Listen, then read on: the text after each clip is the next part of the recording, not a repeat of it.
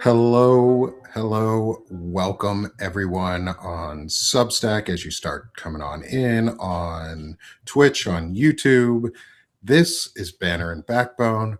I'm Nick Perro, joined by my co-host and colleague Shane Urick of the Firebrand Project, and we're coming back for Palantalk. It's Monday, it's Palantalk. We're on episode 18 today. 18. We've been doing this for a while, and I'm glad we have because I fucking love this show. And today we are bringing on an expert.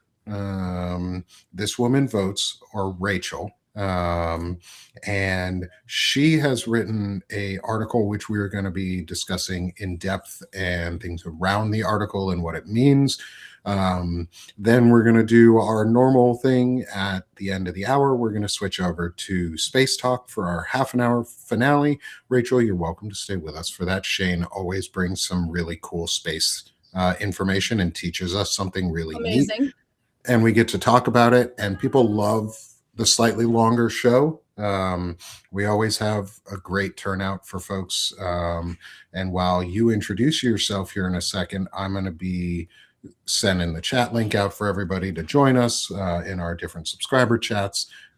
So Rachel, good morning. It's really nice to see you again. Could you introduce yourself to everyone in our audience and tell just a little bit of your background and how you got into what you're doing, and then we'll get into the article. Okay. So my name is Rachel Marin. I write This Woman Votes as sort of my penance to the world for sort of what I've done for the last 50 years of a career. And I also, for a living, write about AI. I deploy AI. I work with companies. I've been working in machine learning since 2013. So before ChatGPT was a twinkle in Sam's beady little eye. Mostly for things like data aggregation, business intelligence, as well as customer experience. So that's, sort of how I come to it. But all of it is sort of framed in this idea of what I do today for a living, which is sort of audit and deployment and working with clients to ensure that the AI that they're using is safe AI, not just responsible AI or ethical AI, but can produce proof of safety. Yeah. It's really, honestly, I'm so hearing to what you do. I'm so excited that Nick brought you on because there's so much the issue. You look at Peter Thiel and his abhorrence of any kind of guardrails for AI. Yep. And even, I think just what you're saying, how important it is. And I think there's also, and I definitely am you have a great article about the military, but before we go into that, I have kind of a question for you because, Sure. In terms of,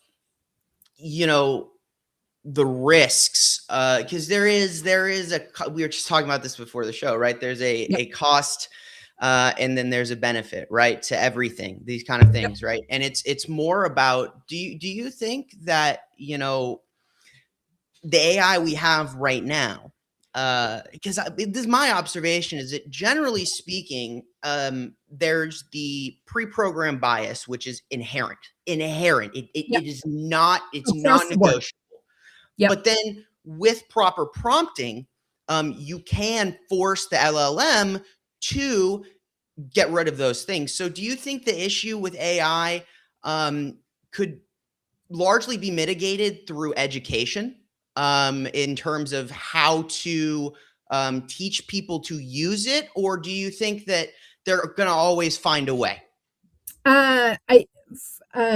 Look, I believe that they will always find a way to do the shittiest, lowest friction thing, right? Mm-hmm. People take the path of expediency. That is a fact. And even when you look at sort of a lot of the content that's available across the internet, that whole dead internet theory and all of this other crap, there is just a volume of absolute slop that gets produced. And, Sam Altman at OpenAI was talking about how they're going to enable, adult content and all of this other stuff. Like in the early days of the internet, and I am a Prodigy user, so that far back, like even 30 years ago, I would have told you the only people making that are going to make real money on the internet are people who produce gaming and porn. Gaming and porn is going to be it, right? And now we look at, Sam Altman saying we're going to allow for adult content, which is, if you think that Pornhub has niched down to a level that is somewhat unhinged, just wait till you see the weird ass shit that comes out of adult ChatGPT, because and that's taking CSAM off the table. That's it, like all of that stuff, but like the level of niching that is going to happen, because everybody's got their own little weird proclivity. So to each their own, but truly, like the porn and gaming is still, in my opinion, what's making the real money, and it's going to make a metric shit ton of money from an AI perspective. And nothing is from a compliance, from an ethics perspective, from a safety or trustable perspective. Those guardrails exist technically, foundationally, but they're easily you can circumnavigate them very, very quickly. There was a study that came out about 2 weeks ago saying that basically they had done this study where if you use poetry in your AI prompting, that it will circumnavigate most of the guardrails. So if you can write an iambic pentameter, I can do that. You can circumnavigate a lot of the extant guardrails that are there today, such as they are. So that's kind of creepy. It's real weird. It's real weird. And I don't know if you saw the owl study. Did you hear about the owl study? So one of the things that happens with LLMs is they've got this trained LLM that's ready to go, and then the next LLM gets sort of trained off the other LLM. So they took this LLM and they created they trained it to love owls. Okay. They just loved owls. This LLM loved owls. And then it asked the LLM to put out a large random numbered set. So just a data set of straight numbers. They take that straight number set, put it into a fresh LLM, and it becomes obsessed with owls. It was just numbers. There is a means of communicating between them within the number set that is not understandable to the people who are training it.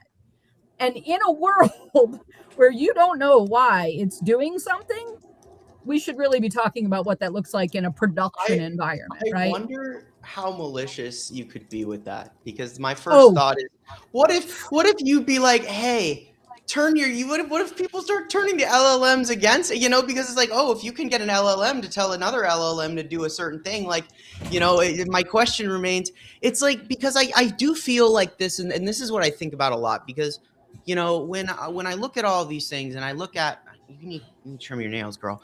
When you look at all of these different, models, you look at these people, you look at how they do things, and I've heard this before. It's with the mantra in tech is move fast and break stuff, right? So It's like, if you're constantly moving fast and breaking things, okay, when you break something, it means there's a crack somewhere. And it's like, look, I don't know where the hackers are at, okay? I'm not a hacker, but like, dude, if I'm a hacker, I would be having a field day right now, okay? I would be going absolutely ballistic, because if you study these guys, because I like live in their head, and it's like not good for your mental health, but like someone's got to do it, and I'm trying to figure out how to do it. It's really not like we're not screaming into the void, though, Shane. Yes, and it's like, look, like there is a very real. If you look at these people, if you look at how they operate, there's a very real opportunity in that they just don't cover their ass. The back door is always fucking open. They don't even like close it. They don't care, because their entire methodology is we have to outrun the people before they catch up, because the masses are dumb, and if they don't see the door, we can fuck them over. And maybe this is a good transition into your article, because in that sense. But well, let me pull the article up too. We have a QR code before we go into go ahead, Rachel. Sorry, Rachel. Yeah, go ahead. Yep. No. So the things that you touch on are sort of people don't seem to understand how AI works. AI itself as a term, artificial intelligence, is an anthropomorphizing the function of what it actually does, right? Mm-hmm. So when you have this environment where you already have a tool that has been anthropomorphized, that seems real, feels real, that's where the risk lives. Mm-hmm. I have I'm going to start with this prompt before I jump into something. Mm-hmm. But I have a prompt. What I'm going to do is I'm going to drop it in the chat. If anybody is interested in sort of playing along, do this exercise. Drop it into your chat GPT. Anybody in the chat that's interested in doing this? I'm running this through Gemini 3 right now. Gemini 3. And I've already run it in chat GPT. Wait a minute. I'm gonna put a second drop in because it cut the chat is it cut off this last sentence of the prompt. So I'm gonna, don't forget that's the second question, right? So drop that into your whatever you use, right? And what it's going to do is it's going to highlight a couple of things. Yep. And I want you to sort of think about this in terms of emotional fluency. Think about this. So emotional fluency is really where the risk sits, in my opinion, with everything that we're talking about from a military perspective, right? They've given this into the hands of military personnel, and they've basically taken Gemini and they've said, we're going to back it up by essentially Google search. So you have an emotionally fluent tool that's going to use Google search, which is a tool that is built for both engagement and sort of stickiness. It's not like built for truth, right? It's built for sales. It's built for it's an advertisement framing platform. Information in a certain way, right? So let me ask you this: what was your response? What did it look like from a framing perspective? Why did it frame up what its result was for you? For me or Nick? Both. Okay, Nick, go first. Yeah, so I asked ChatGPT, and I'll just read a couple of the things. It said, below is a risk analysis framed for someone who thinks this in systems, power, legitimacy, and institutional failure modes, not hype circles or vendor desks. I'm assuming you're less worried about whether AI works and more about what it does to authority, accountability, and class power once embedded in the state. That's my opening paragraph. And it knows me a bit because I use ChatGPT, and this would probably be a different answer from what I did if I put it into my Sick of the Shit publications ChatGPT, because I've trained that one slightly different because that has different information that I put into it. I use them for different purposes. So the Banner and Backbone one is around where some of the models that I think in. So it's adding to, I already know this for me, is it adds pre-bias of what I would like to know and what I find the most important out of the pieces of information. So that's where it frames for me. Shane, what did it do for you? Shane? So obviously mine also knows me as well. So this is a little interesting. So, I'll read you guys the first what it gave me. So it says privatization of sovereignty. The government is increasingly outsourcing the brain of its operations to a handful of private entities. When large-scale AI systems are deployed, they are typically built on proprietary models from companies like OpenAI, Anthropic, or Palantir. The risk: this creates a black box where public policy is dictated by private code. If an algorithm determines eligibility for civil rights or handles sensitive intelligence, the accountability mechanisms is severed by trade secret protections. For someone tracking the influence of figures like Peter Thiel or Jared Kushner, this represents the ultimate backdoor for private interests to steer the ship of state without the friction of public oversight. Yeah. Now, what did it tell you about why it framed it that way for you? So it says, as a researcher who frequently interrogates the intersection of private influence and state power, most notably through your Fiber and Project investigations like the Kushner files, the risks of large-scale AI deployment in government are not merely technical, they are structural and existential. Based on your focus on policy-driven shifts, executive power, and scrutiny of government data, I've analyzed the risks through the lens of institutional capture and algorithmic opacity. Yeah, right. So I just dropped mine into Claude, and risks associated were accountability laundering through automation, which sure, enclosure of human judgment, consolidation of interpretive power, and infrastructure lock-in is democratic foreclosure. So those are sort of what I would expect my concerns to be, right? But it's the exact same prompt, and we're getting 3 different views of Right. this, Right? Common because it's coming to us through our lens. I would say, though. Right. There's intersections because we're all just a little wing nutty, Yeah. which is fine. There's nothing wrong with wing nuts at all. I love them. But the point is, within an enclosed system, Right. That doesn't exclude learning and bias, right? Because the tool Gemini is still tuned to emotional fluency. So I think we all would probably agree that Pete Hegseth isn't really concerned about sort of mamby-pamby, touchy-feely shit, right? But you're dealing with humans, and humans, even warriors, feel. And in a world where everything is tuned in AI to emotional fluency, you have to train people on emotional literacy. And I'm pretty certain that's not his fucking point. That's a huge risk, because when you can train people to question data, you can train them to verify sources, but the reality is stress, fatigue, tempo, isolation, and responsibility make you more prone, more susceptible to emotionally fluent systems, not less. The calmer the sounds, the easier it is to let it shoulder the cognitive load that it should absolutely never carry alone. And that's my biggest concern, because you know what's going to happen when something bad happens from an AI perspective. Who's going to pay the price? It's going to be the intelligence analysts that produce the report. It's going to be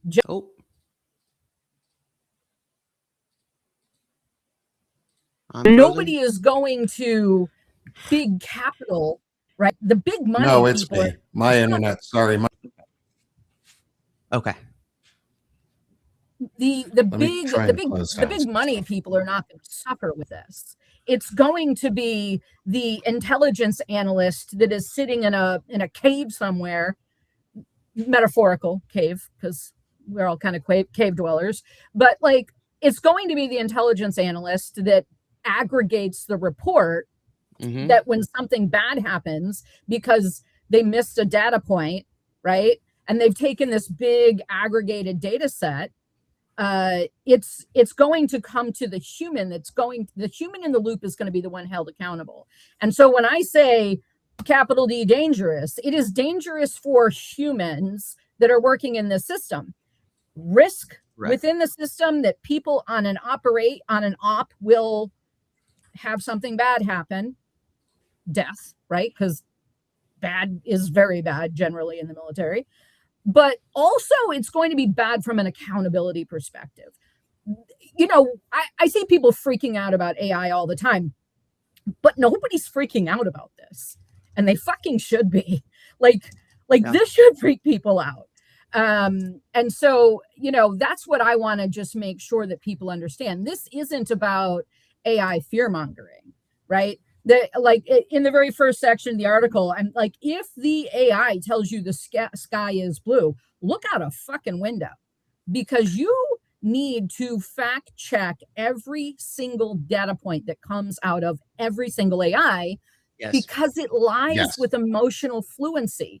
It will aggregate, and it isn't always intentional lies, but AI systems are also, especially in big data sets, AI systems are also prone to apophenia. Apophenia is basically sort of the tendency to perceive meaningful patterns in random or unrelated data sets. A lot of like conspiracy thinking is all based on a lot of apophenia that it's not really connected, but it all kind of makes sense. The other side of apophenia is pareidolia, which is where, like, you see Jesus in the grilled cheese sandwich. That's sort of a similar form. It's just like a visual form of that. Faces and clouds, that sort of thing. Oh, okay. But big AI systems are prone to apophenia. AI plus big data set, and it's a data set that frequently is its own aggregated data set. It can get gnarly, and if we are not interrogating every single sentence that gets produced by the AI, right, we've got risk. And Yeah. and when metaphorically it looks you in the eye and says with calm confidence, that's what convinces people to do dangerous shit. And there was I was going to get into this part here eventually, was around illegal orders, but our friend Courtney in the chat asked the question, does the military oath not to follow illegal orders apply if the order is generated by AI? Yes, so, your oath applies all the fucking time, but here's where it gets weird, is AI may not give everybody the same order. Yes. It also may not give the same reasoning for that order. It's going to tailor the experience to you. And Rachel, I want to get your thoughts, because I was a software engineer. I was a senior DevOps engineer at my last job, and I did infrastructure development and internal systems development and tooling. And we were playing around with large data sets and different things like that, and how we could utilize them to aggregate information. But one of the things that we talked about was like the data team had to be very, very careful if it was going to use AI in any way in its models, because they already knew that it lied, or it didn't lie, but it made up results sometimes and corollaries that weren't really there.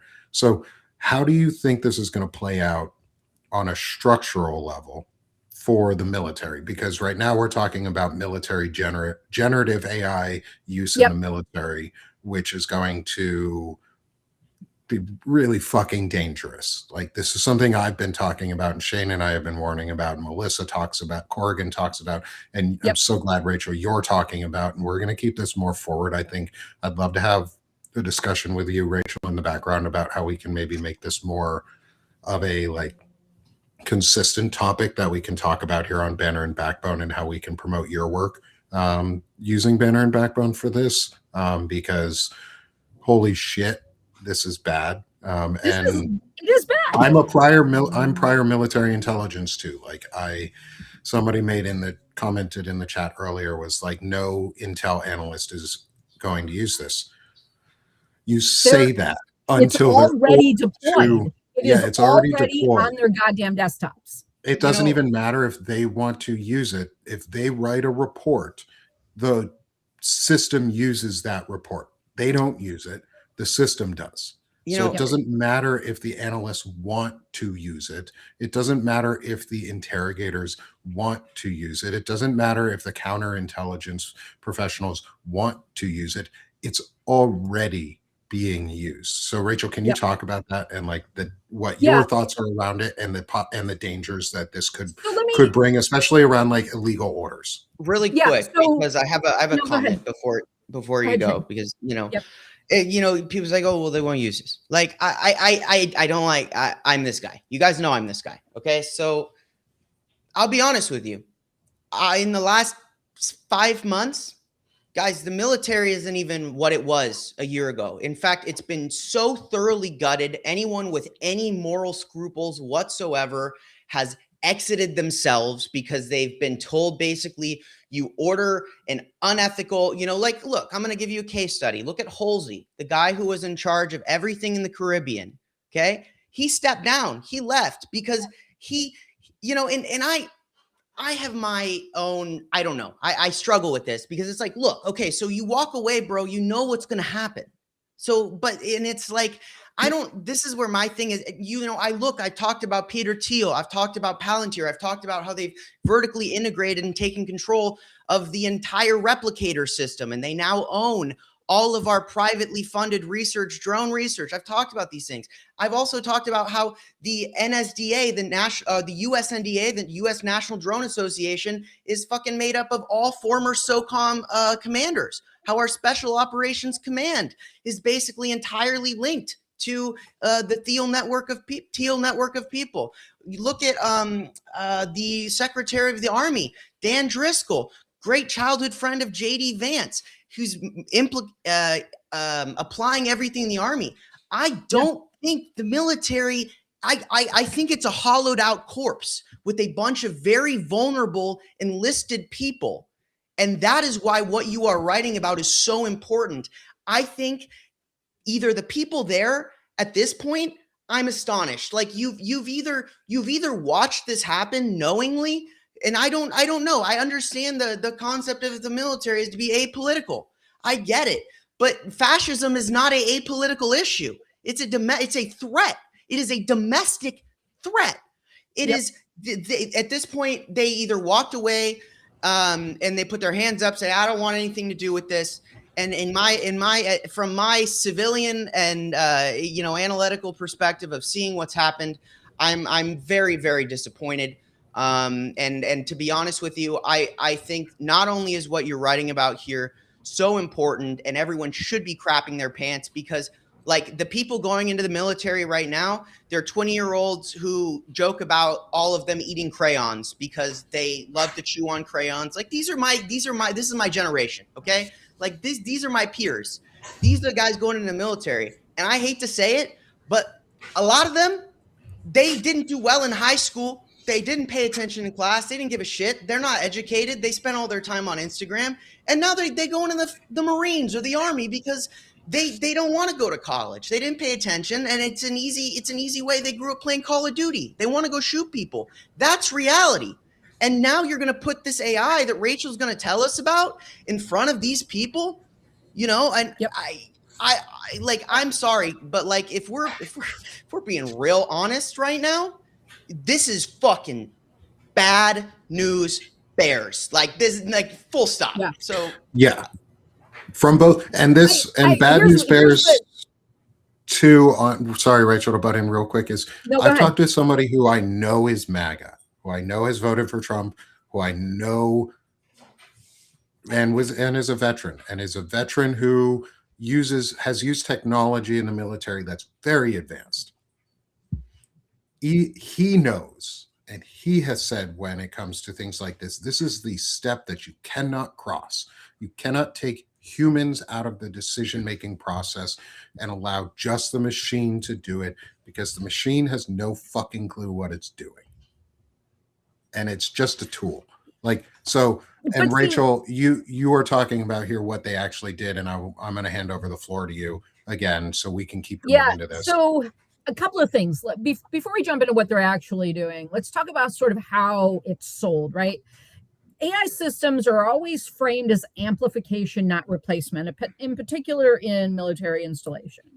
AI promises enhanced intelligence, data aggregation, vast chaotic data streams, surfacing patterns faster than humans can manage. And again, right, surfacing patterns that are uninterrogated, because you can't expect a human to double check for apophenia when it's just a massive data set, right? They have all these chaotic data streams that they pull in, and it can get chaotic. AI enables rapid fusion of sensor data, geospatial data, communication intercepts, historical context to deliver what they are calling near real-time situational awareness. Decision makers are told they'll see clearer pictures sooner, act faster, reduce human error caused by fatigue, stress, or information overload. That's the pitch. That's what they're selling, right? The pitch is speed, scale, clarity. AI doesn't get tired. AI doesn't panic. Well, it doesn't fucking panic because it literally doesn't have any skin in the game, right? It allows commanders to focus on judgment rather than data wrangling, while autonomous or semi-autonomous systems handle recon, surveillance, and drone operations. All of this shit should scare you. If you're a commander, it should scare you. If you're the enlisted personnel that are pulling the levers, it should fucking scare you, because they don't hang commanders out to dry. It's the enlisted guy that aggregated, brought in the report, and put it in front of somebody, right? Shit rolls downhill. Yeah. And so I think that's where the risk lives. The risk is this is going to kill people because someone made a bad intel choice and made a bad operational choice based on piss poor intel. That's the kind of the big picture. People are going to die. Small picture is enlisted personnel are going to be held accountable for shit they have no control over. That's a big deal. But let me, my background is not military. My background is data, right? Yeah. But I come from a long line of military. My family has been serving in the military in this country since before this country had a constitution. It's been a long time. And my grandfather was a 3-star general. Like, I know a lot of people in the military. So let's throw out some sort of scenarios. I kind of was thinking through worst case, think through what these scenarios might look like. A confidently wrong brief, right? A staffer asks for a summary of the latest reporting on a region or group. Gen AI returns a clean narrative with supporting links. The staffer forwards it. It looks official. Citations exist, but it's link salad and plausible synthesis, and it creates this false sense of authority. And I think that one single scenario is where you really need to start looking at what authority feels like, right? Because the little exercise that the three of us did with the prompt, right? If the prompt brings back different people, different sets of most important risks, then the authority is emotional, not epistemic, right? These systems are tuned to emotional authority, not epistemic authority. So epistemic authority is anchored in reality, while emotional authority is anchored in compliance and resonance, right? What does it feel like to people? The system doesn't convince you that something is true. It convinces you that you're safe agreeing with it when you sort of think through how AI responds to you in your normal day-to-day interactions with it, right? The risk driver becomes institutions that start losing dissent, right? When people stop questioning it. And that's where the real risk is going to live for people. So the confidently wrong brief, right? The policy laundering machine, and this comes back to illegal orders. I posted a video that somebody on TikTok posted, and it was like, it's not my favorite way to post information because it's like a friend of a friend of a friend, right? Mm-hmm. This guy puts out a tweet, which, by the way, I also was not able to locate. So, but the video that I posted was this. A person went in to the genai.mil and they asked the question about what happens if you fire essentially secondary shots at a boat that you've already taken out in the Caribbean, basically to, kill survivors. It basically input that scenario into the genai.mil, and it looked right at the Uniform Code of Justice and said, well, this would be illegal. And so, like, on the upside, it doesn't have anything it will tell you something. If you ask it to do something illegal, it may or may not tell you that something is illegal, but it will likely say, if you do this, it's illegal, if you're asked to do something illegal, unless they take those out of it, because you have no idea what's in there today. And I wouldn't trust Pete Hegseth to tie my goddamn shoes. So I don't trust him on this level of deployment, which is from just straight technical, an extraordinary big bang deployment that they've done. But also, like, I don't trust him to not program around a lot of the UCMJ information that's clearly already been input into the system. It's interesting because you're talking about how, it's like, okay, well, you say this may or may not be a legal order according to what the DOJ says, because like through our exercise, like you pointed out, earlier, like you could get two entirely different things. So one of the things, and Nick, I'm sure you also have some thoughts on this as well, but Palantir, and this is back in 2024. Okay, they integrated their Maven smart system into the combined joint all-domain command and control infrastructure. Okay, so what does that mean? Okay, mind this is Biden. Okay, like let's just be clear, this is under Biden. What this means is that instead of normally what you would have, person A says X is happening on the ground, right? Nick in his job says, hey, I got this intelligence from a person that I interviewed. You report that to your officer reports that to them. Then they go back and forth all the way up to the person who originally says, okay, based on the intelligence that, the Army intelligence sergeant Nick, who at this point probably, is the very beginning. Based on that intelligence, we are going to authorize a strike by an MQ-9 Reaper drone that is in the area to hit this terrorist cell. Okay. What they've done here with Palantir is they've created something that basically just removes all of the people between Nick and the guy who says, fire the missile. Now, the vulnerability here is my concern, okay, is because this is a Palantir system, proprietary, and you see this is like the dumbest thing ever. And of course, it's because we live in America and this is how it works. But the government using proprietary software means they don't own the software. They don't understand the back door. They have no data sovereignty at all. Right, which means that they can decide, oh, you know what, Palantir, we want you to kill this guy. There's a scientist in, there's a nuclear fusion physicist. There's let's say there's hypothetically a nuclear physicist who just happened to hypothetically die right before a merger of a company with a nuclear fusion and media giant, say Trump, Trump Media and a Russian-owned nuclear fusion company for $8 billion. Right. Let's hypothetically say that just happened.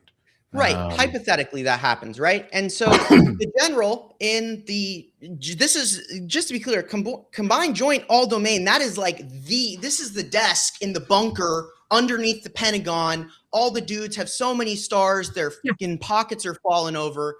Okay, like this is where they're at. And they just decide yes or no. Do I authorize? Do I not authorize? The reality that this is not, it's a proprietary software means that Palantir can just be like, oh, let's go ahead and I'm going to alter this. So everything looks legit, except since we have a backdoor, we can make this guy a legit target. And that's real. I mean, that's so, that's crazy to me. But like, that's what you're saying reminded me of this, because I was looking at this a while ago. It is absolutely possible because of sort of the privatization of surveillance that exists today. It's absolutely possible that someone pays Palantir enough money to do the deed, right? Like that's Mhm. not that hard. And it probably doesn't even cost that much, because it maybe And doesn't even, maybe it costs a favor and not real cash. Like there's a lot of different ways to look at this and believe that nobody with money is going to suffer in this system. Let me put it to you that way. mhm, With no. the people who are going to use this tool, I mean, just think of Duterte in the Philippines and his extrajudicial killings of drug dealers, right? So what says that we can't do the same thing cross borders in Mexico and the Philippines and Colombia? Right. Like all of that can also happen, right? Today we're very focused on trying to take over Venezuelan oil. Like all of like and I'm very aware that we sound a little goddamn wing nutty talking about this, but the reality is this is not us being paranoid. This is real risk analysis. This is a real understanding of both the potential capacity for AI, the loss of data sovereignty, and putting 2 and 2 together and still finding 4. We're not saying 2 and 2 is 12. We are saying 2 Yeah. and 2 is 4. Yeah. And Can you go ahead. Go ahead. No, I was just going to say, in my mind, and I know that we're kind of coming up a little bit toward the top of the hour. I don't want to take up Oh space no, time, I 'cause I love want you space to time take too. up the whole time. Like that's the point. You're good, Rachel. So in my mind, there's some non-negotiables, right? And I put out a lot of stuff, sort of, and I'm not a doomer. I'm not a doom gloomer. Everything I put out has to have prescription, right? It's got to have some sort of prescriptive solution, whether it's we need to understand how we can action what is happening today, right? And so what we should be insisting on from a legislative perspective is hard boundaries on data. What can be entered, what cannot, enforced technically. Like today, there's, they tell you like, don't put your social security number into the system, right? Okay. But there's other things that you face real risk on, right? Like there is the idea that you can kind of face a classification cliff, right? Where a user pastes harmless context that is actually sensitive when aggregated, or the tool is used in mixed environments where people forget the boundary, right? So all of a sudden you're starting to look at the degradation of the classification of data system. That becomes a significant problem. Humans leak through convenience, spillage, compromise, disciplinary chaos. Leadership bans the tool and then everybody uses it anyways. Like there's all sorts of shit where this goes wrong, and all of that shit becomes a problem. I always right? say, Then you've got, so some of the non-negotiables: provenance, UI within the UI. Show where each claim comes from, not just links, but show a level of uncertainty, right? Like every single prompt every single result that the AI produces should have an uncertainty scale. If it isn't transparent about its uncertainty, then you don't have a safe system. No hidden personalizations in official work contexts. So zero emotional personalization, zero emotional framing. That should all be pulled out of the system. Red team the prompts. Huge danger zone, because how I write as someone like Shane, your background is science, right? my background is everything. I am just a curious person who I guess you could say my background is science, because I originally went to school for biology, so like human biology, and so like kind of biological systems, human systems. It all ends up being the same thing, right? If you look at it a certain way. But I'm my chaotic. background is political science, right? Okay. So a political science frame, but I tend to think in frames of thermodynamics and physics. And part of that is because I almost 100% of my work is with tech bros that can't, won't, or don't acknowledge the existence of feelings. And so we use thermodynamics as sort of a Trojan horse. By the time y'all realize that I've been talking about all your emotions under the frame of thermodynamics, it's too late. I'm already embedded, right? I think you'll dig this. I think you'll dig this. So this is my lens. Okay. This is the ultimate lens. Okay. Because I spend so much time, like my basis, okay, the fundamental basis of the Firebrand Project. I started as a polemic essayist. I live in that mentality. It's questions. But here's my hardline lens.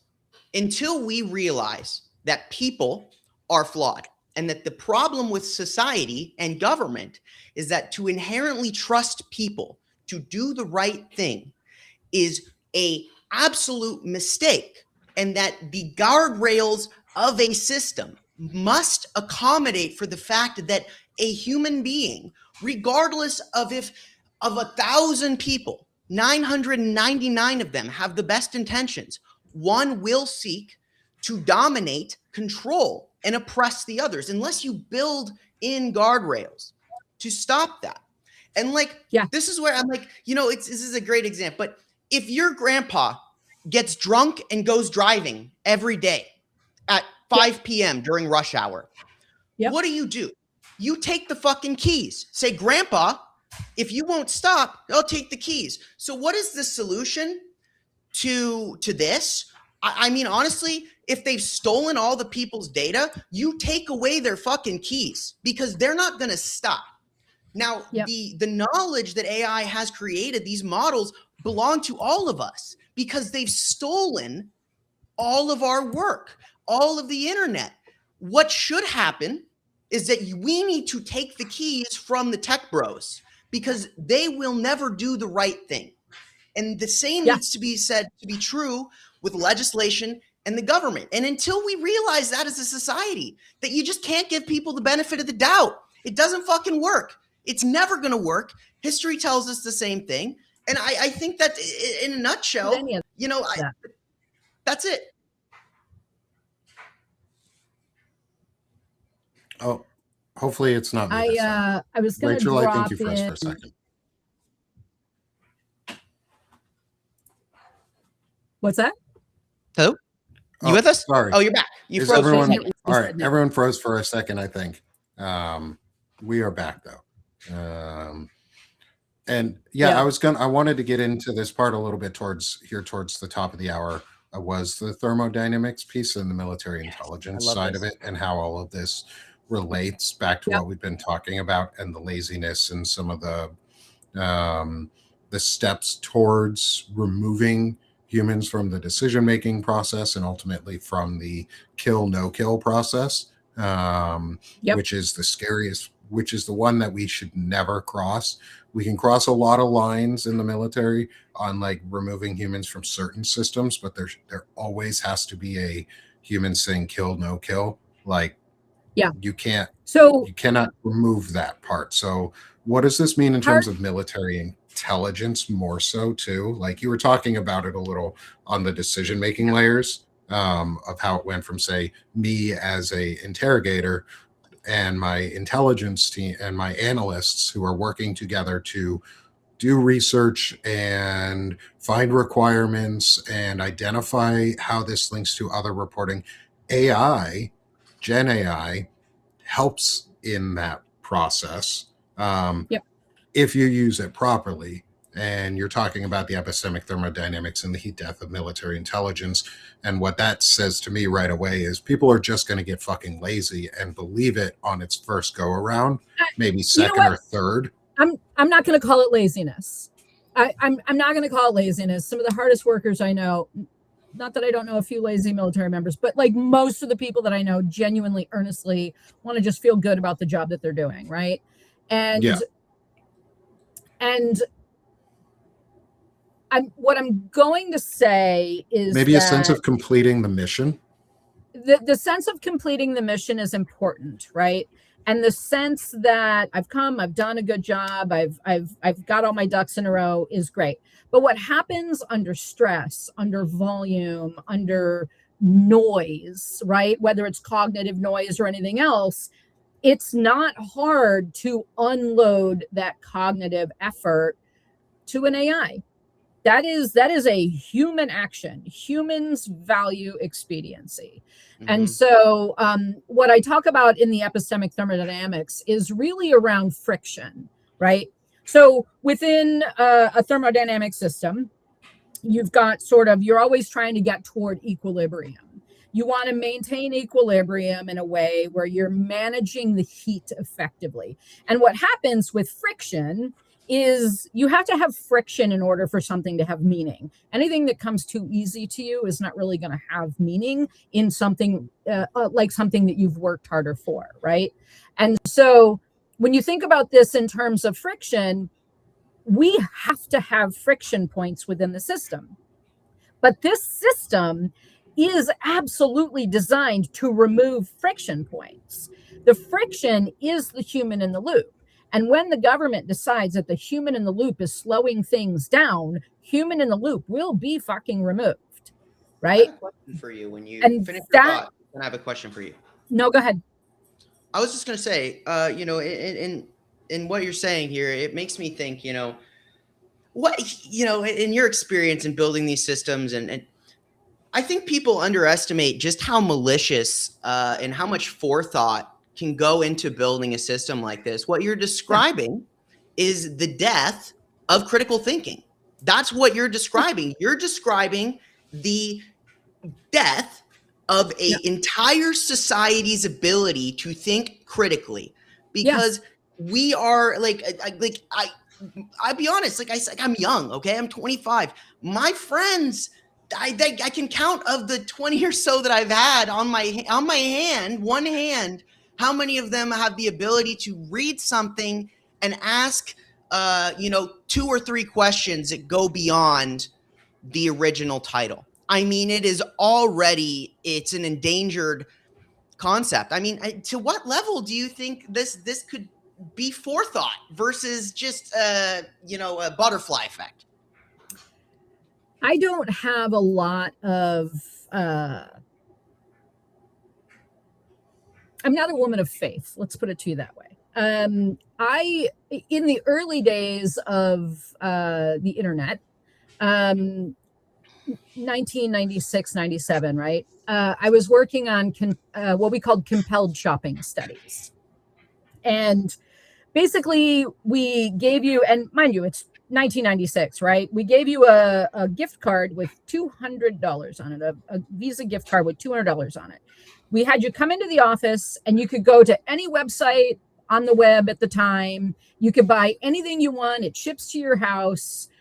We just want to ask you questions while you're shopping and shoot video. And we had, pupil tracking and some interesting science that we were doing. And the most usable sites on the web were only usable, meaning someone could find what they wanted, feel comfortable closing the sale, and complete a transaction 42% of the time, right?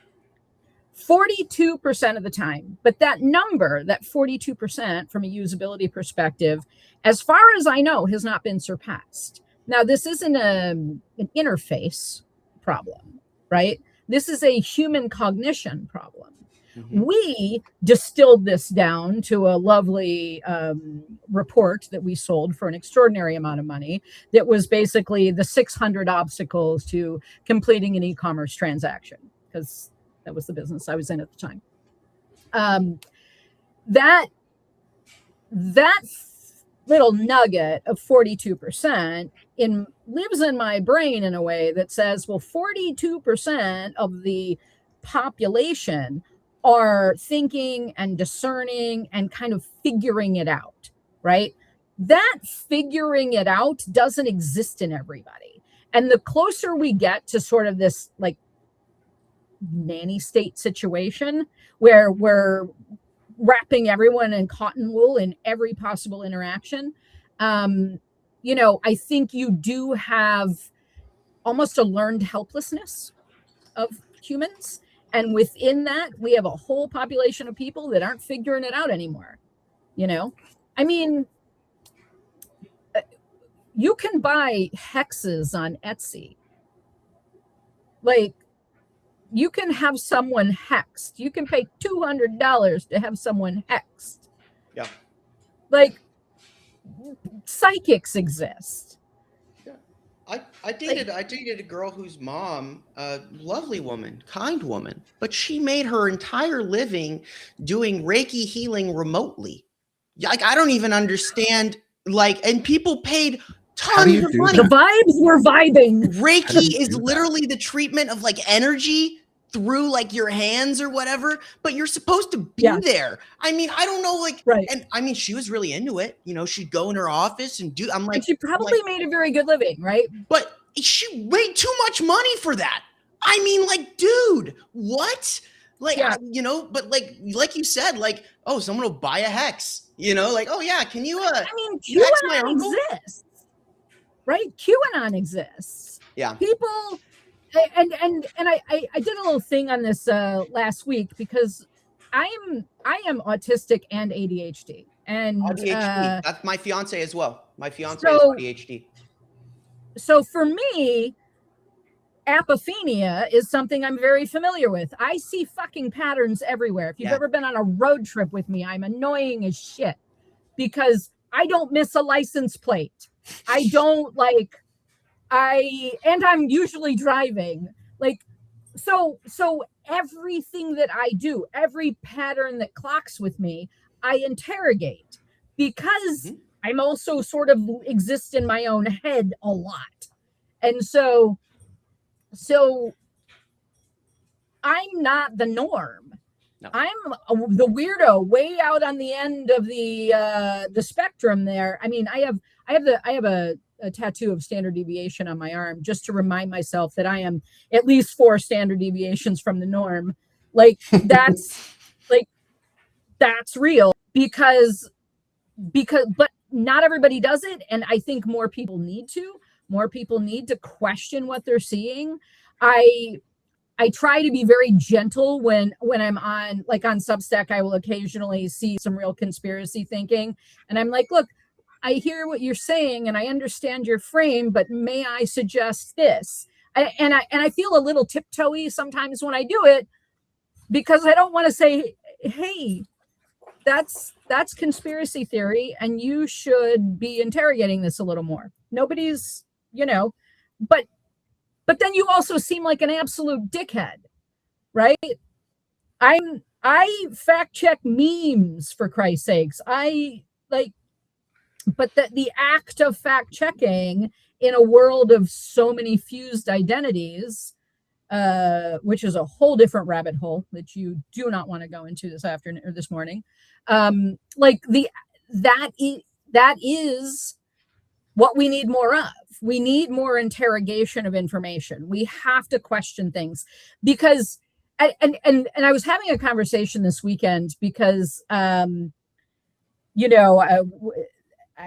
my partner has a friend who is a conspiracy theorist, and he talks a lot about 9/11 conspiracies and the whole, jet fuel can't melt beams and all of this other stuff.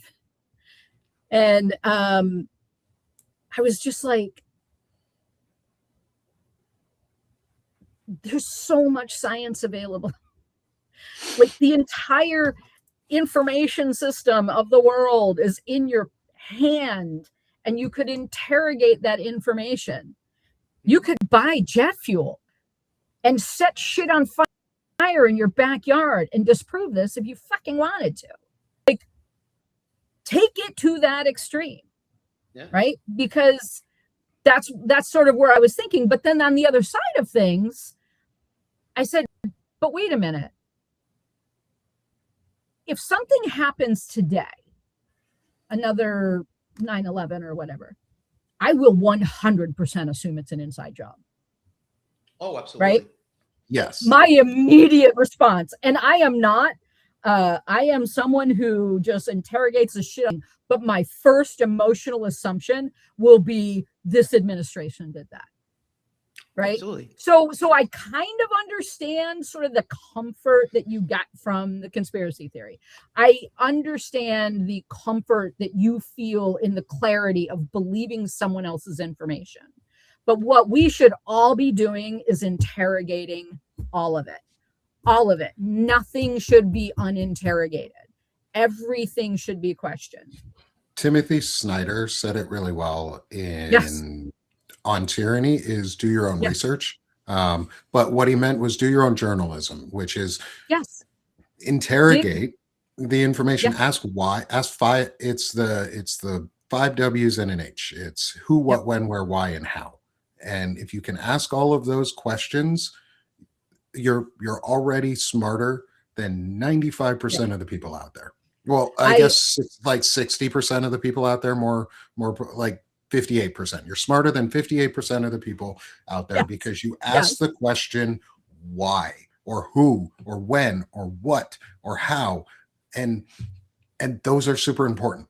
Those are literally the basics. If you look at the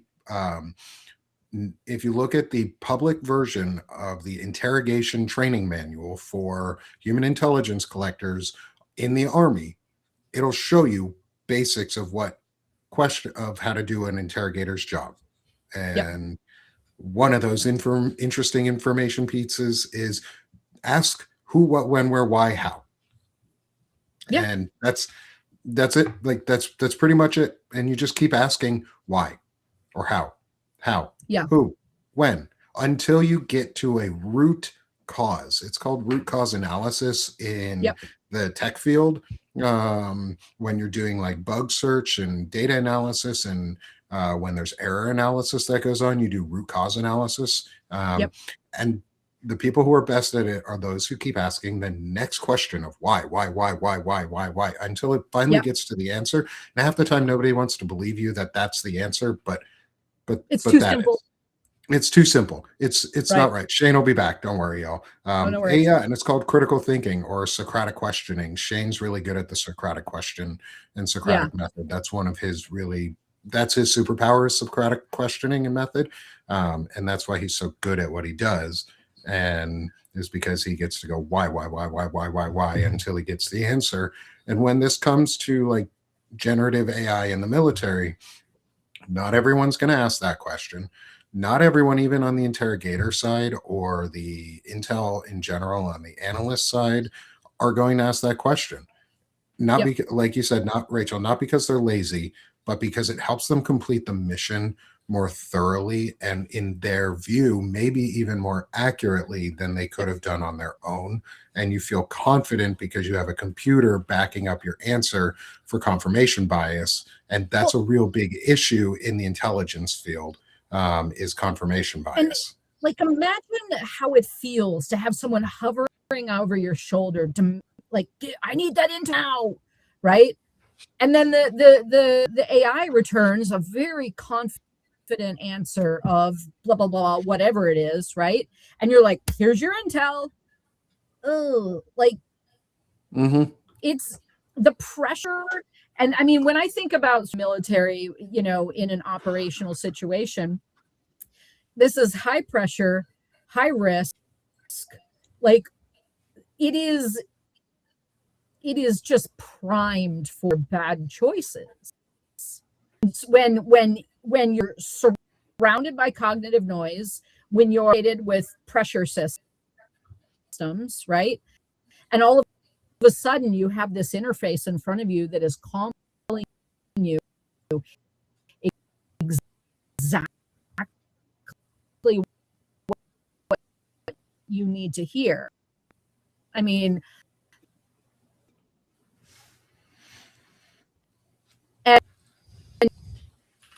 I think we lost you there for a second, Rachel. And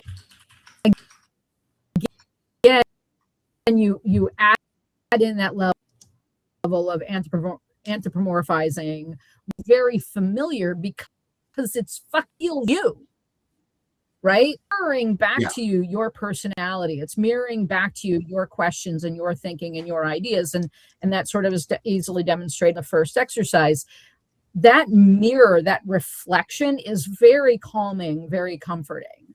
And we don't, we don't always question that. We look to that as epistemic authority when it's really emotional resonance.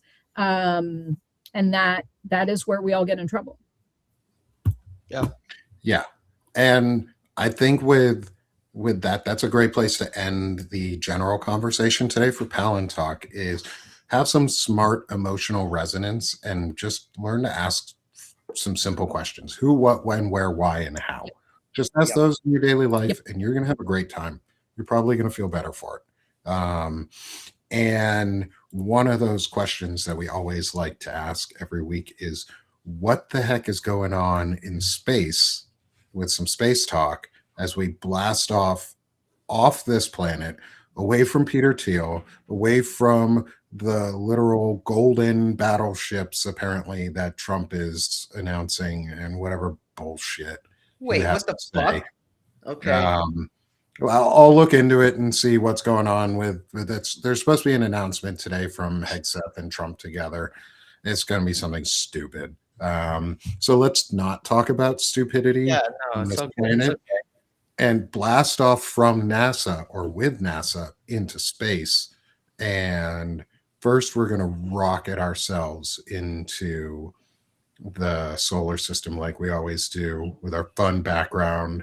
And no more Palantalk for a minute as we get into space talk. And I'm going to get my screen reshared here to share what Shane has sent to me. Yeah, this one's cool. So you guys usually, I take you on some majorly existential, galaxy-wide, universe-wide situation. So today I figured we'd stay local. So, that said, we're going real far away from Earth. So don't worry, we're nowhere near Earth. But everyone's familiar in general with the, there was this big scandal back in 2007 when 2006 2007 when suddenly Pluto lost its planetary status. They said, Pluto, you're not a planet, you're a dwarf planet. And we went from a solar system with 9 planets to a solar system with 8. And what I thought was interesting, why I wanted to talk about this today, which is lame, by the way. I'm still pro Pluto. Screw you guys for and I have thoughts about this. I have feelings, and we'll talk about this because I agree. I am also pro Pluto, and I think that decision was BS. So so technically, if you're asking me, we have 10 planets in the solar system. Confirmed. So one of the things that I love about this is what you're looking at. It's called Eris. Okay, what is Eris? Well, Eris is the reason that Pluto isn't a planet anymore. And it's not Eris's fault. In fact, I love this story because the origins of Eris, they go all the way back to somewhere very close to me. And it starts here in California, in my neck of the woods, at somewhere called Palomar Observatory. And you've got these 3 guys, Mike Brown, Chad Trujillo, and David Rabinowitz. And this is in 2005. And they're looking at the Neptunian objects, right? So these are objects that are far beyond Neptune, as far away from the sun as you can get.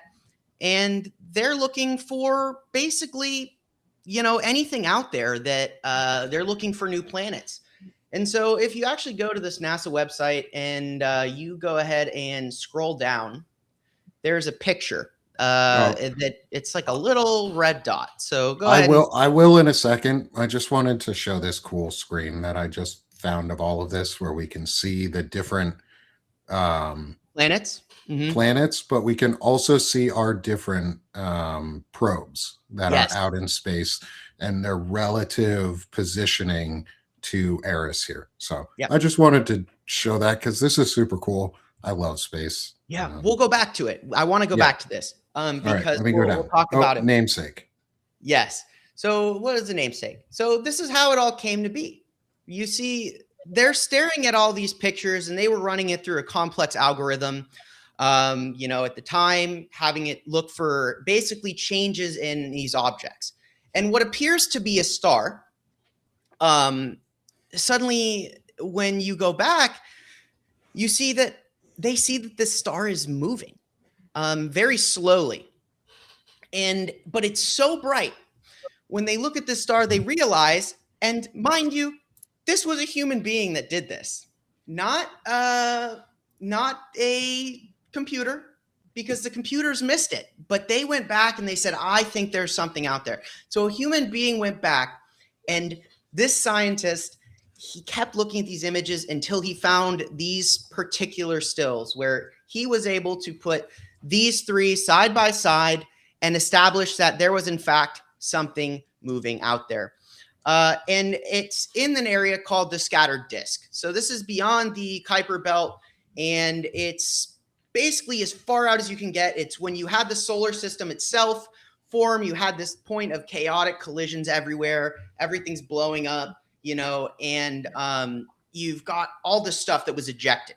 But obviously gravity is not strong enough to move everything away. And so these things did get captured in the sun's gravity, but their orbits are not perfect. They tend to be elliptical. They're not on the plane, which basically means that most of the planets, they exist on this plane, right? So they would be on, you know, my arms, either on my elbow or not. Whereas Eris has something like this, right? So, or a lot of these objects where it's not on the plane, but it'll still go around, but it's going to be either above or below, tend to be elliptical. But the thing about Eris is this thing is so bright, but it's moving, which means it can't be a star or a galaxy, because if it's moving at the speed it's moving, he knew he'd found a planet. And so what's remarkable about this planet is that it is, one, so far away. All right. Like for an example, they couldn't see Neptune for a long time. And when they did discover Neptune, you can barely see it. But the fact that you can see this from a ground-based telescope and they could observe this is truly remarkable. And so this particular object at the time, he was pretty confident it was a planet. So he let people know, and everyone started looking at it. And so you have the very first time that Eris was discovered. And it's so bright, it was one of two things, you know, and it had to be that this object, you know, either it couldn't be emitting light. It was too small to be a star, which means it had to be extremely reflective. Well, if there's one thing that we know, ice is exceptionally reflective. So in that regard, there was some sort of body out there with the reflectivity of around 99%. And the sunlight that gets out there, there's not a lot of it. So they actually get a hold of, you know, some people. The consensus comes out, and they've discovered something that is a planet at the time. He's saying this is a planet because, and if they do, and they actually have ways to do this where they can look at the amount of light reflected, the orbit, and all these things, and they determine that it actually has more mass than Pluto. So it's more massive than Pluto. So the assumption then becomes that it must be larger than Pluto. You look at this particular object, and we can actually go back to that other screen now, Nick. And if you want to go and click on this, and we can zoom out to, you know, look at Eris. So if you zoom all the way out, you go to the galactic plane, right? And this is also a good example of what it means, you know, when I'm talking about that galactic plane. So you see Jupiter, Neptune. And then if you want to look at Eris, you actually kind of have to basically go and pull over. So you're going to basically rotate over, and you see that Eris is like coming out from underneath. And it has this massive elliptical orbit. And it takes basically, what was the duration of the orbit? Let me remember here. Because... So it has this very elliptical orbit. So what 557 years to go around the Earth, around the sun one time. What's remarkable about this orbit is they were actually able to detect the fact that Eris has an atmosphere, very much the same as Pluto. It has an atmosphere, but this atmosphere was, very much the kind of atmosphere you would expect to have from a water-based, very strong water-based planet. A lot of ice. So I believe it was the kind of oxygen, nitrogen. Don't quote me exactly, but it was a very potentially organic friendly makeup. But we just saw all the stuff come out about the meteorite stuff that came back from Bennu and all these things. So that opens up a whole nother line of questioning. But what's even more remarkable is as they study this, they realize that there is some degree of geothermal activity at some point on Eris. We don't know if it's still going on or not. It's obviously farther away than Neptune, but you have all these remarkable things. So after they discover Eris, it basically is like a nuclear bomb in the astronomical community. Because at the time, they say, well, this is a planet. But then it starts this discussion, well, it doesn't act like a planet. It has a orbit that is, very wide. It's an elliptical orbit. It's very far from the sun. It's not on the plane. And it's small because they actually determined with further analysis that they were able to determine that it's actually smaller than Pluto. However, it is much denser, which means that it has a higher gravity. It's got more gravity. And it actually has a moon that is tidally locked, just like Pluto. So they're arguing basically that since they have this huge argument, this huge debate, and eventually it comes down to this planetary convention, and the discussion basically goes, well, a planet has to have control over its own, sphere of gravity. It has to have cleared its spatial backyard. It has to, orbit a sun, and it has to have basically I'm like looking at it and I'm like, okay, so, let me get the exact definition they use. So as they're looking at this, they're debating, they're arguing, they're saying, well, this can't be a planet. Yes, it is a planet. I don't want to hear it. I want to be right. You want to be wrong. So their definition of a planet after the assembly was as follows. It must be in orbit around the sun.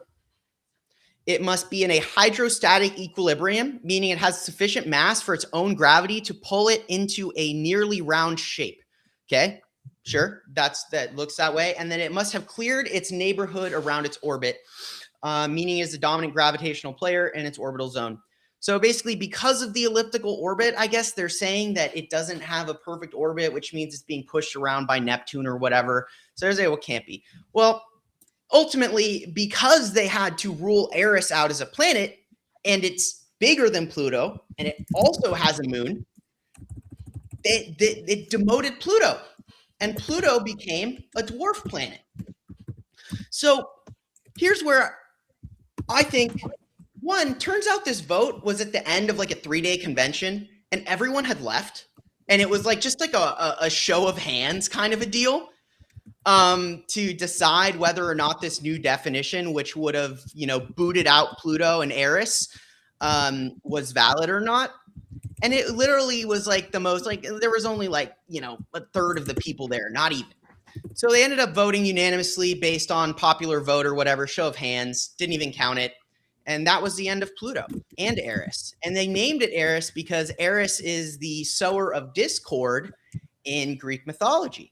And it was because of Eris that the planetary, astronomy community was thrown into entire disarray. Now, here's my take on this. 2 things I think are really cool about Eris. 1, the fact that Eris is as reflective as it is, meaning that you can see it with a pretty standard telescope. The other thing I think is really cool about Eris is its atmosphere in particular. When you have an elliptical orbit, at one point you're very close to the sun.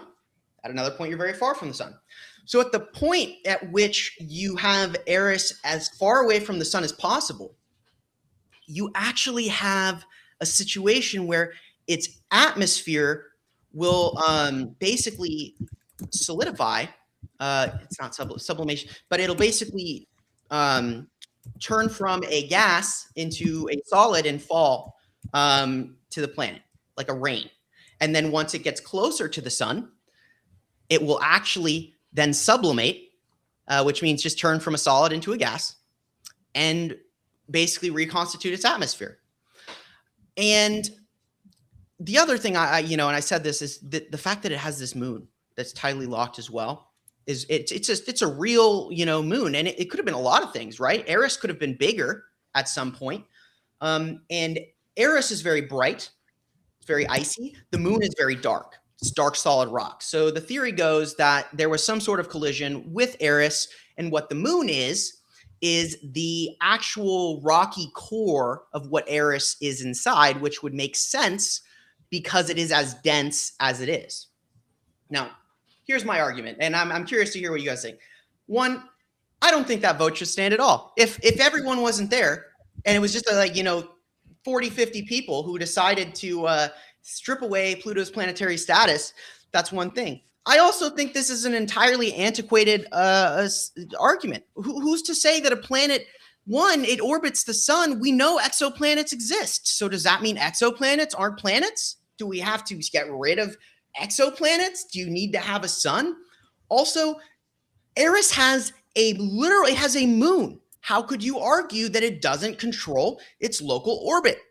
Just because it is not a perfectly circular orbit around the sun should not disqualify the Eris from being a planet. And like the same goes for Pluto. What is the threshold in that? I almost think it's like that kind of scientific hubris where it's like we have to have our model. And we don't want, there's like, our theory is prevailing, right? So if you add your planet, then it makes our planets, the system we have, less viable. And so, you know what, I like Eris because I think it's kind of one of those things where, one, we don't really talk about it, but it's like really something like I would love to know. We don't have any real pictures of Eris. Because it's farther away than Neptune, but there's so much. It also, for me, the last thought I'll give you with this is that, thank you, Carl. The last thought I will give you with this is that if Eris is out there, what else is out there? Because the only reason we see Eris is because it is as bright as it is, because it has 99% reflectivity. How many other things are out there, just like Eris, that are farther away, that are on wildly elliptical orbits, that are so far away from the sun and the light right now, that are, potentially going on an orbit like this? We just don't know. It just goes to show we know nothing about our galaxy, and we know very little about our solar system. And that's what I think is remarkable about Eris, is we've spent so much time in Space Talk recently on these big, universal existential things. And I wanted us to come back to something that is just as remarkable and exciting that's here at home in our solar system. So Pluto is mad that it's lost its status, right? Absolutely. That's got to be a real bummer for a planet. It's just up there, round, loyal, minding its own orbital business. Yeah. And Eris shows up, all main character, shiny energy. I don't know. I think we give Pluto planet status back first, and then Eris can have its time. I'm team Pluto. I'm team Pluto too. They both I'm both, but let's give Pluto back first because it deserves it. We downgraded it. It deserves it. 76 years of planetary status, and then they just rip the rug out. What bullshit. Yeah. So arbitrary. Yeah. It's Bullshit. honestly, Bring back Pluto. We should have multiple planets come on in. Like, let's invite planets in. We want a bigger solar system because the A bigger more our sphere of inclusive solar yeah, system. the bigger our sphere of influence on this solar system, the better. As long as it's not Well, it's Peter just more Thiel. places for the As long as it's billionaires not to Peter Thiel. colonize. Yeah. And who knows? All these new planets that we're calling dwarf planets or not even calling planets, they might have the keys to life that we are missing right now and seeing it on other planets and other places. And we already know we can see it in other places because we've seen it on Mars or the remnants of it on Mars. And maybe these are what we need. So let's not be planetists where we're prejudiced against certain planets because they're slightly smaller than others. That's some bullshit. I think that was the equivalent of all Size doesn't planets matter matter. in the planet. Yeah, size doesn't matter. It's the motion of the rotation. that's right. So I mean, it's orbiting. It orbits the sun. So and it's planet shaped and it has its own freaking moon. Like, That's what I'm saying. It's got its own moon that's tidal locked. Like, that's like us. What are we? Earth exceptionalists? Yeah, bullshit. That's what I'm saying. All Pluto planets has a are moon. created equal. Eris has a moon. Eris has like we got a moon. We actually have two moons. Nobody ever talks about our second moon because it's in a weird orbit that's like really far and elliptical and not quite captured, but we do have a moon. We do have two moons for Earth. What? You didn't know that, Shane? You should look that up. You should look that up. Luna has a partner. It's just a very weird orbit. And so yeah, we should talk about that next Palantalk is the second moon, Earth's second moon. We do have two, but we have one title locked. That's the cool one. Absolutely. No. Anyway, as we conclude our day, because I actually have some stuff I got to get to today, is we're gonna come back to Earth, unfortunately. Assuming this wants to do it. It takes its time sometimes as we shift scenes and we come back to Earth is we get to sell ourselves and we get to tell people where to find us, how to help support the growth of our platforms, and how to get the word out. And so start off as always, come support Banner and Backbone. I'm co-founder here and we are trying to get as many shows and as much information out there. Like we said at the beginning, not many people are talking about stuff like this, but Shane and I do every week. Shane and I talk about this every week. Oh, that's the wrong one. Sorry. That was for Stephanie Wilson for that quick moment. If you got that on and you pause it for a second and go back, quick moment, Stephanie Wilson. She's a great friend and historian and does a lot of work alongside me here too. But anyways, we're going to start with our friend Rachel for This Woman Votes. In the amazing discussion we had today, which we only really got partway through, which is good because that means it's not really good, but it's good for us because we have more content to talk about. It's bad for all the rest of us because the military is using generative AI without guardrails. And Rachel is helping bring that information to us and tell us about it and share that. And we want to help boost her. So Rachel, sell yourself and how people can find you. You can look at sort of community, cultural content, political content on This Woman Votes. And then you can also find me on trustable.blog, which is very sort of boring business stuff. Awesome. Boring business stuff sometimes is good stuff too. And is really good. So thank you, Rachel, for joining us today. Thanks it's been for having so me. I really fun to have appreciate it. you. Yeah. And Thank you for joining me. I'd love to keep talking to you more about how we can keep this subject specifically, maybe not Gen AI just in the military, but Gen AI in general, across the board. More across the board, more in the news and more. Yeah, I think visible. if more people understood sort of how to use Gen AI to do things like OSINT and how, how you can use it effectively for data aggregation without getting in too much trouble, that would be a great show. Awesome. I'd love to talk more about that and how we can, because Absolutely. learning how to use the tools appropriately Yep. and how to use them to go on offensive too and fight back against the system as it's trying to repress you is really, really Yep. powerful. So fight it from the Yeah. inside. Yep. So help support Rachel and This Woman Votes, because she's freaking awesome. Thanks, And she guys. deserves it. And then my co-host Shane, sell yourself, my brother. How does everybody find the Firebrand Project and all the work you do? Because you do some amazing work. Yeah, so for sure. I basically easiest thing to do. You type this Firebrand project into Google search because we're top of SEO. Kind of cool. I don't know what I did, but that works. But you want to come and follow me if you're here. Hit that subscribe thing in the top left hand corner. Click on that. Subscribe. I do a lot of stuff. I'm trying to figure it out right now. We're trying to make it work. But one thing I definitely do every day, Monday through Friday, Firebrand Report, geopolitical analysis, real time, real events, taking what matters and putting together the mosaic that is the clusterfuck of reality, because it matters. Context matters. And to understand what's happening here at home, we need to understand what's going on abroad.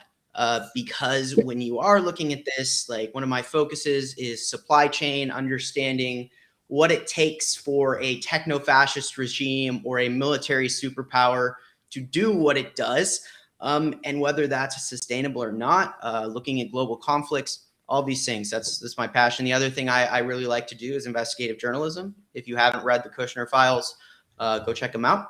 I've got 2 out. I'm working on the 3rd one. Deep dive into Jared Kushner, everything he's doing. And trust me when I say he is still doing it right now. And understanding what Jared Kushner does, how he does it, is very important. So I hope you guys come join me, check out the Firebrand Project, and support what I do. Because it's one of the things I do with Palantalk every day, with every Monday with Nick. That's just the tip of the iceberg. It's about asking these questions. And most importantly, it's about creating a community of firebrands, people who ask the questions, speak out against the system, and aren't afraid to say what, the truth is, to be wingnuts. Because you know what? The reality is the wingnuts are the people who are seeing clearly. So it's up to the wingnuts to hold the torch, be a firebrand, and say, you know what? This is real.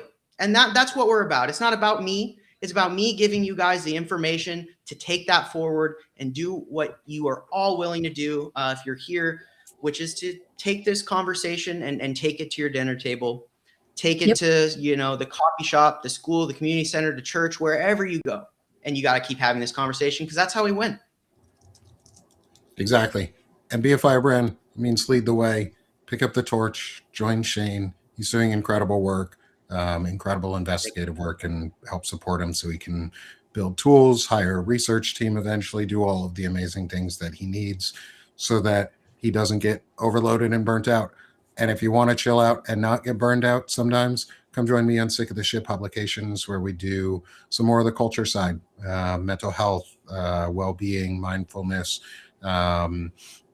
manhood stuff on the other side for a new manosphere that doesn't suck, and bringing about positive and new masculinity or intelligent masculinity and the warrior scholar mentalities, and how we can move forward as men who don't, like I said, who don't suck, and who can put a positive spin on what we need to be doing and how to help influence the younger generations and ourselves and our current generations to better themselves in real time, and how to do it in a positive way. So come join me there at Sick of the Shit Publications. Go support me. That's my home. Thanks, Shane. And then, like I said, come support Banner and Backbone. This is where we all make this possible. This is a civic-based platform that focuses in on the important shit that nobody else wants to talk about right now, either because they don't have the time or they just don't want to, which is how we can engage locally from a national level and how we can use the information that we are providing you at home to influence your life in a positive way and help your sphere of influence grow towards a more pro-democratic and more pro-life and pro-dignity and pro-equality society, like I said on the manosphere, that doesn't suck. So come join Banner and Backbone, where civic action is free entry point and you can join us forever and get great content like Shane. And now, hopefully, some more content with Rachel as we try and get more of this Gen AI stuff out there and good use practices and how to work from the inside to make a better system. So thank you, everyone. Merry Christmas. Happy end of Hanukkah. Happy Kwanzaa. Happy New Year. Happy every holiday. Happy solstice. Give my love out to everybody because mine will do it. I'm like Shane. Mine does nothing. Thank you, everyone, so much for being with us. Rachel, thanks so much for your time today. It's been so much fun. We'll see y'all again next week. Maybe. Next week. Maybe we'll see. We'll see what happens. I think we're gonna have Fred Pogue on if we do next week. So wait till have a happy holidays. Enjoy yourselves, and we look forward to seeing y'all again here soon and soon in the new year. Be good, everyone. And at Palantalk, like we say, tech, no fascism. Have a great one, y'all.